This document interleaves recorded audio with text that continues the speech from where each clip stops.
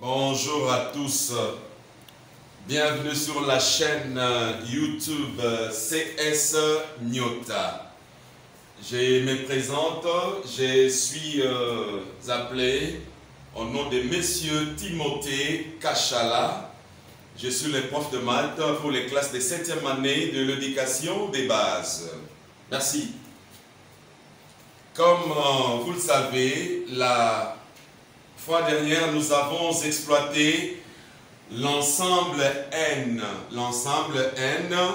Et nous avons défini l'ensemble N comme étant l'ensemble des entiers naturels. Voilà. Et nous avons dit que les éléments de N étaient composés des éléments ci-après. Nous avons le tout premier élément, 0. Le deuxième élément, 1. Le troisième élément, nous avons 2. Troisième élément, nous avons 3.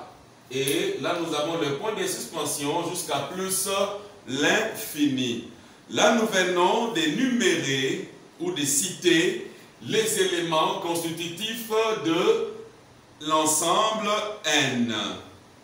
Nous avons également exploité les sous-ensembles de N. Le premier sous-ensemble de N, nous avons N star. N star, qu'est-ce que cela signifie? Oui, messieurs. Ok, c'est bien. N star, c'est tout simplement les éléments de N excepté l'élément 0. Très bien. Donc, dans N star, on aura 1 d'abord, 2, 3 et jusqu'à plus l'infini. Là, nous avons les éléments de N star. Retenez que dans N star, il n'y a pas d'élément 0. Et le deuxième sous-ensemble de N que nous avons exploité, bien sûr, la fois dernière, nous avons 2N. 2N. Qu'est-ce que cela signifie? Pour trouver les éléments des 2N, nous avons d'abord là-bas le coefficient 2 et nous allons multiplier le coefficient par les différents éléments de N pour trouver les éléments des 2N. Et le tout premier élément de N, comme nous l'avons dit, c'est 0. Alors, nous allons multiplier 2 multiplié par le tout premier élément de N qui est 0, on aura 2 fois 0 nous donne 0. Nous avons le tout premier élément de cet ensemble 2N. Le deuxième élément de l'ensemble 2N, nous allons appliquer la même procédure. On aura 2 multiplié par le deuxième élément de N qui est 1. J'aurai 2 multiplié par 1, ça donne 2. Troisième élément, nous aurons 2 multiplié par 2 également. Là-bas, on aura 4. D'où vous allez constater que les éléments des 2N sont 0, 2, 4, 6, 8 et jusqu'à plus l'infini. Ou encore, nous allons dire que les éléments de 2N sont appelés les multiples de 2. Voilà. Pour aujourd'hui, nous allons exploiter une situation et la situation est écrite au tableau. Nous passons à la lecture de la situation. Un commerçant envisage de faire l'inventaire de sa boutique pour connaître ce qu'il a gagné ou perdu sur chaque article vendu.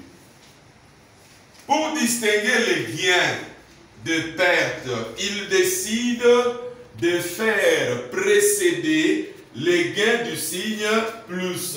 Là, c'est la première condition que les commerçants se posent ou qui se donnent. Il décide de faire précéder le gain du signe plus et les pertes du signe moins et il note 0 pour un article n'ayant occasionné ni gain ni perte. La question posée par le prof de maths que je suis est la suivante. vous allez compléter le tableau ci-après, tout en respectant les conditions posées par les commerçants. Nous avons les tableaux ci-après. Nous avons des différentes cases. La première case, c'est pour les articles. La deuxième case, nous avons les prix d'achat. Troisième case, nous avons le prix des ventes, le gain, le perte et la convention d'écriture. Maintenant, pour le tout premier article, le commerçant a acheté son article à 25 francs. Alors, il vend cet article à 29. La question qui vous est posée, le commerçant a-t-il perdu ou gagné ou bénéficié? Il a acheté l'article à 25 francs et il le vend à 29 francs. Oui, messieurs. Très bien, il a bénéficié. Alors, le bénéfice est de combien? Très bien, messieurs, le bénéfice est de 4. Nous écrivons là-bas, le gain est de 4. Maintenant, la convention d'écriture.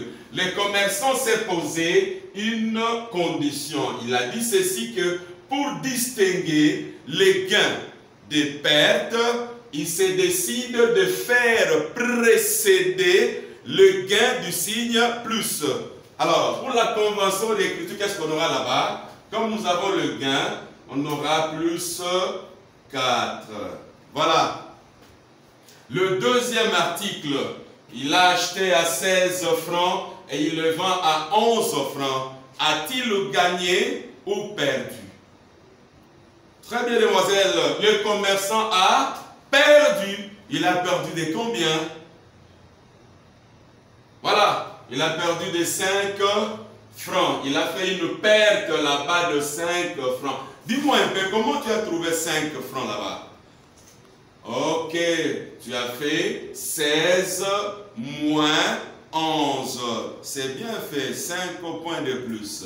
Alors, pour la convention d'écriture, nous aurons, comme c'est une perte, on aura moins 5 là-bas. Nous passons au troisième article. Il achète son article à 60 francs et il les vend à 76 francs. Y a-t-il le gain ou une perte là-bas? Il a bénéficié, ou il a... Voilà, il a bénéficié de combien? De 16 francs. On fait 76 moins 60. Ça fait combien? Ça fait 16. Comme c'est le gain là-bas, nous écrivons 16. Et pour la convention d'écriture, nous écrivons plus 16. Voilà, nous passons au quatrième article. Il achète son article à 15 francs. Voilà, et il les vend à 15 francs. Qu'est-ce que vous constatez là-bas? Il n'y a ni perte, ni gain là-bas. Donc, nous allons écrire 0, 0. Et pour la convention d'écriture, nous écrivons 0 également. Et nous passons au cinquième article. Il achète son article à 80 francs et il les vend à 76 francs. A-t-il gagné ou perdu? Il a fait une perte parce qu'il a acheté son article à 80 francs et il les vend à 76 francs. Automatiquement, ça se voit d'ailleurs qu'il a fait une perte de combien? On fait 80 moins 76 qui nous donne combien? Ça donne 4. C'est une perte. Il a fait une perte de combien? De 4 là-bas. Nous écrivons 4. Et suivant la convention d'écriture donnée par les commerçants, nous écrivons là-bas, comme c'est une perte, nous écrivons moins 4. Voilà. Nous venons de compléter les tableaux qui nous a été demandé par le prof de mathématiques. Maintenant, qu'est-ce que vous allez constater? Nous pouvons énumérer ou spécifier les différentes pertes. Je commence par énumérer les pertes d'abord. Énumérer signifie citer ou identifier. C'est ça.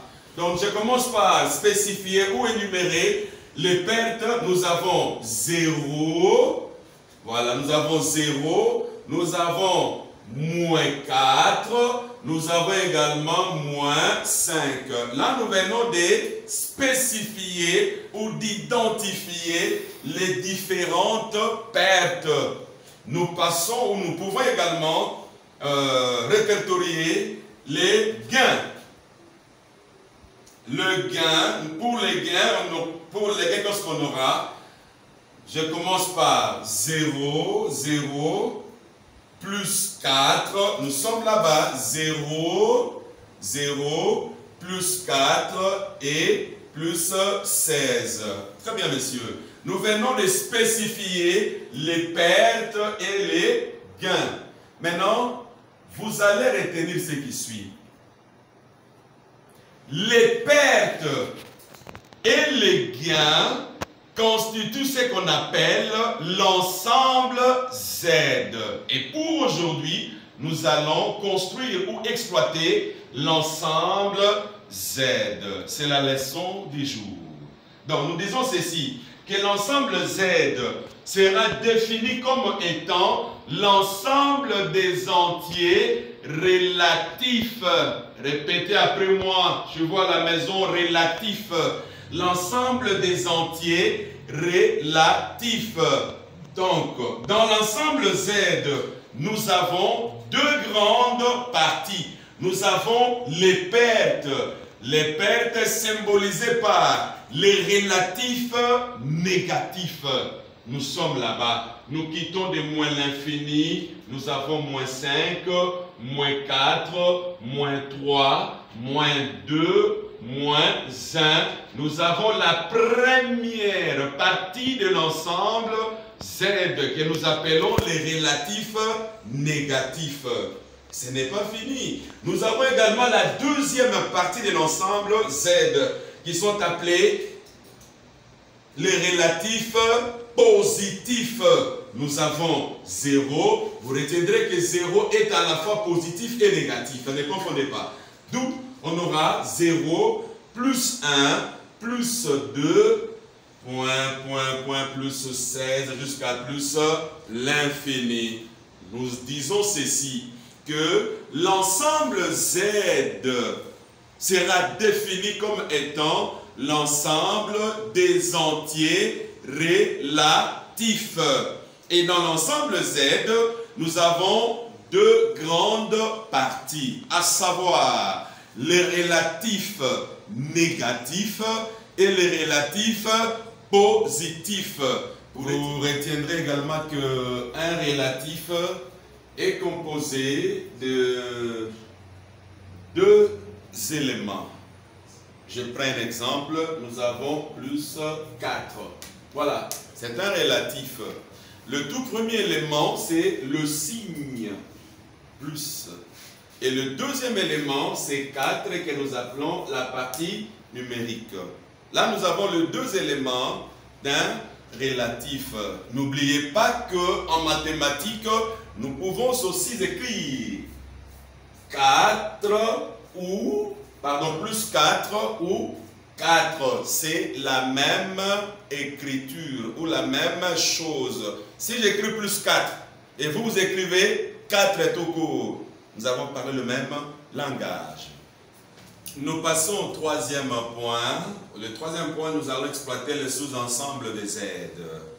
Le tout premier sous-ensemble des Z, nous avons l'ensemble N. N, il sera aussi appelé Z plus. Nous l'égalons, nous disons que N égale à Z plus. Je m'explique. Nous avons l'ensemble N. L'ensemble N est composé de 0, 1, 2, 3, jusqu'à plus l'infini. Et nous avons également les relatifs positifs. Nous sommes là-bas Z plus. Le relatif positif sera égal à 0, 1, 2, 3, jusqu'à plus l'infini. C'est pourquoi nous disons que l'ensemble N égale à Z plus. Là, c'est le tout premier sous-ensemble des Z. Le deuxième sous-ensemble des Z, nous avons Z moins star. Qu'est-ce que cela signifie? Nous avons les entiers relatifs négatifs non nuls. Nous allons considérer les relatifs négatifs excepté l'élément 0. D'où dans Z moins star, nous quittons de moins l'infini, moins 2, moins 1. Nous écartons l'élément 0. Donc, dans Z moins, nous avons uniquement les relatifs négatifs.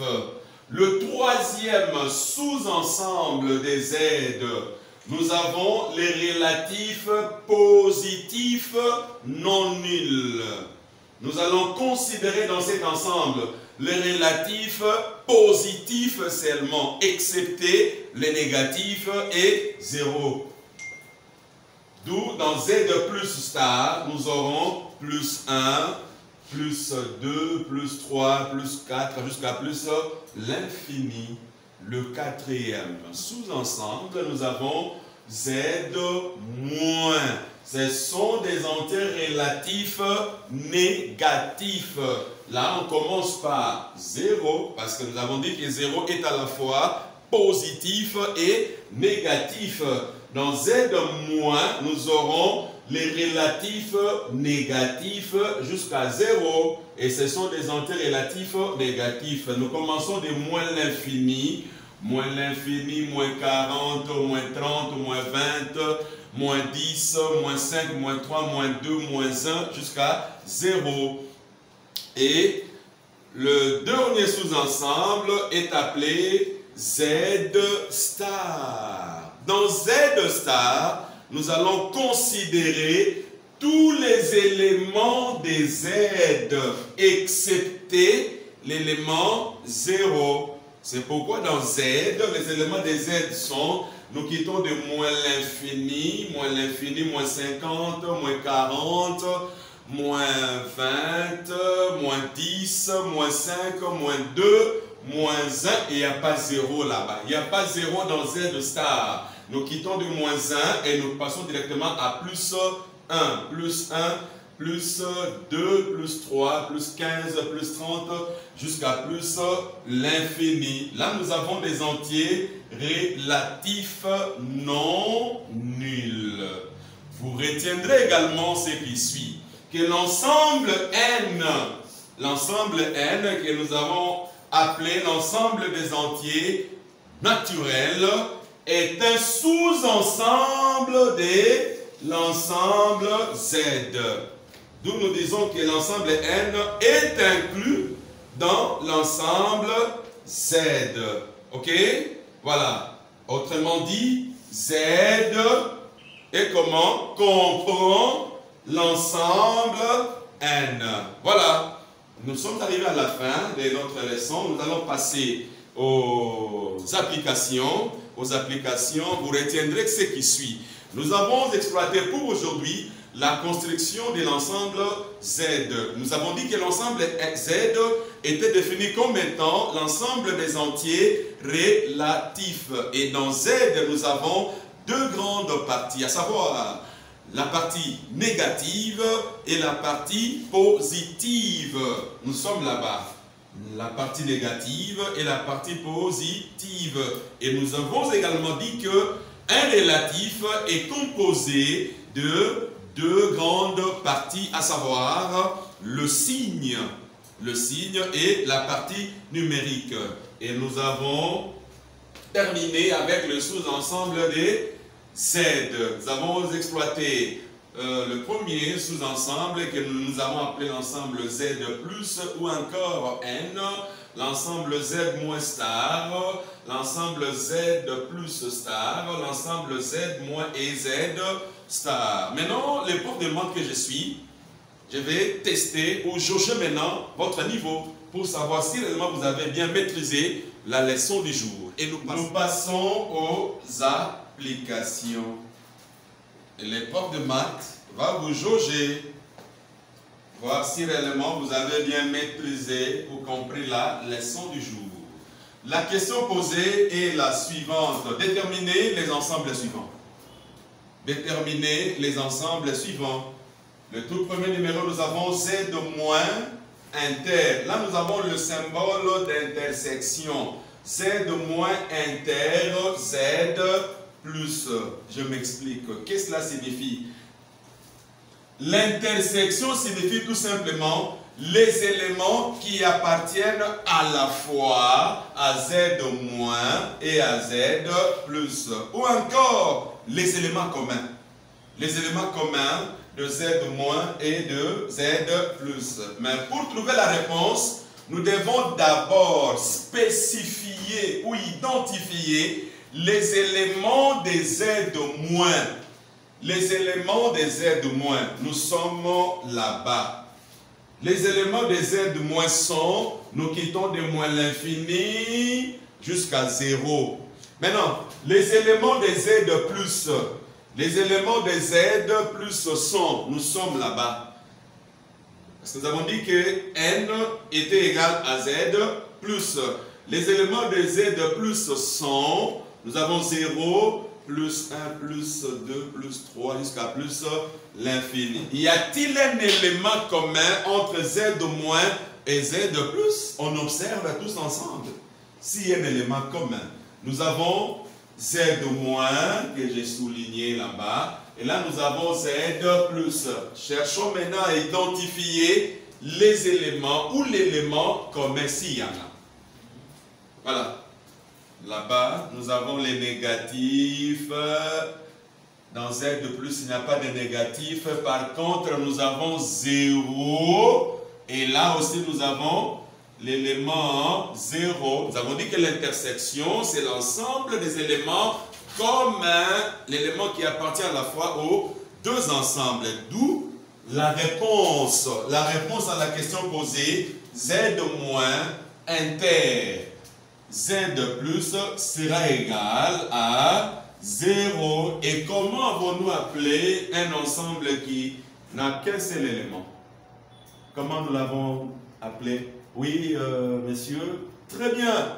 Nous l'avons appelé comme étant un singleton. Un singleton est un ensemble qui est composé de combien d'éléments? Un élément. Très bien. Nous passons à la deuxième question. Z moins star, inter, Z plus star. Comme nous l'avons dit, l'intersection, c'est l'ensemble des éléments communs. Voilà. Nous allons spécifier les éléments des Z moins star.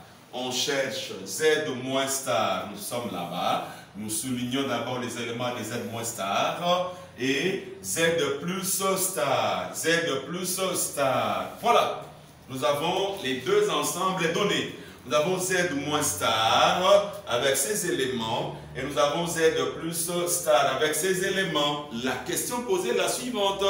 Quel est ou quels sont les éléments communs entre Z moins star et Z plus star? Allez, on cherche maintenant à vérifier s'il y a un élément ou des éléments communs.